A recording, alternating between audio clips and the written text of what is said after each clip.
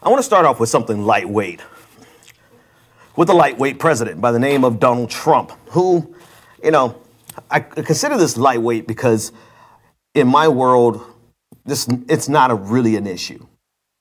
It shouldn't be an issue. However, in the world of politics in which we live, this should be an issue.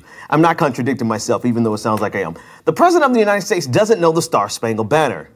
And I imagine if this had been any other president, had this been any Democratic president, they would have taken the president to task. They would have lost their minds. I'm going to play a little clip, if I can get the clip to play properly, of the president who clearly does not know the lyrics to the Star-Spangled Banner.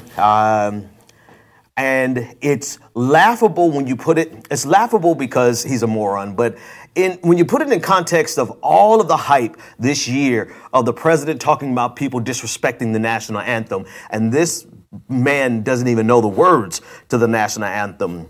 I mean, so this was last night here in Atlanta. He came and flew in town to the championship game between Alabama and Georgia. Alabama won. Reminded me a little bit of the Super Bowl, but that's not as important as let's take a look at the president. Let's see if we can get this to play.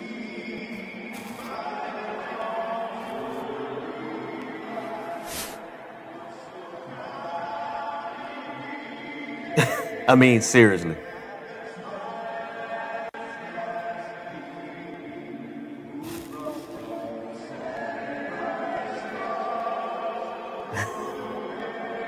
Come on, President. All right, that's enough. As you can see, the president of the United States does not know the lyrics to the national anthem. In the greater scheme of things, who cares, right? But when you consider that if the presidency is nothing else but a figurehead position,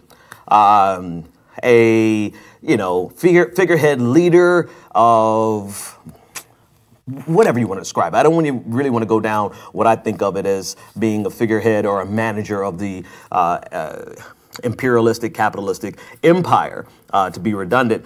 Even if you don't want to go down that road, the president of the United States should at a minimum be a figurehead who represents the entire nation.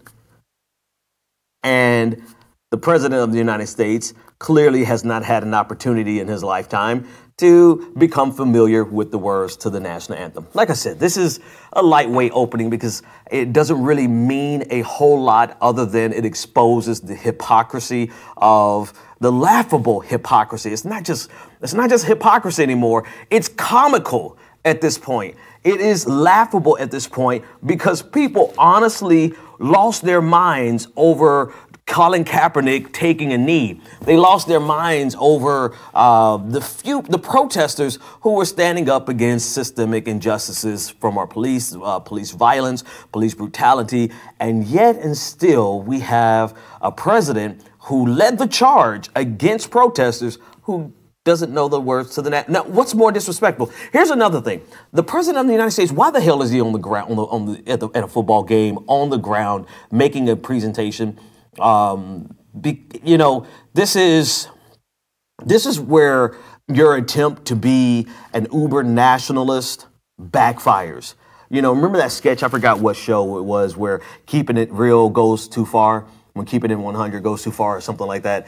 This is when keeping it nationalistic goes bad, right? You fly down to a game. Cool. You want to come to the game. That's your business. But you become a part of all the nationalistic ceremonies at the beginning of the game, which in all honesty, he should not be a part of that. In all honesty, we shouldn't have all those nationalistic symbolisms taking place at the beginning of the game. But you compound on top of that, the president of the United States showing up and becoming a part of the presentation, it becomes laughable even more so, exponentially so, when you realize that this dude did not even know the Star-Spangled Banner. All right, let's read some comments. Is it a surprise to anyone that he doesn't know the words? Not at all. There's no surprise whatsoever that the president of the United States doesn't know the words. But what surprises me is that he will put himself in a position where the rest of the world could see. What is that? The Dunning-Kruger effect, where you're not aware of how dumb you really are.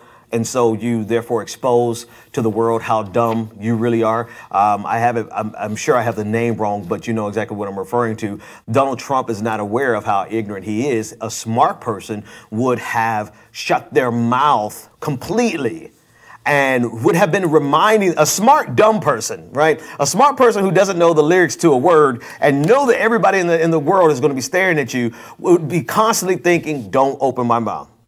Don't open my mouth. But Donald Trump's not that, you know, he thinks the words are going, he's the type of dude that thinks the words are going to magically populate his head simply because he's Donald Trump. That's the type of person, Dunning-Kruger. Okay, I wasn't too far off.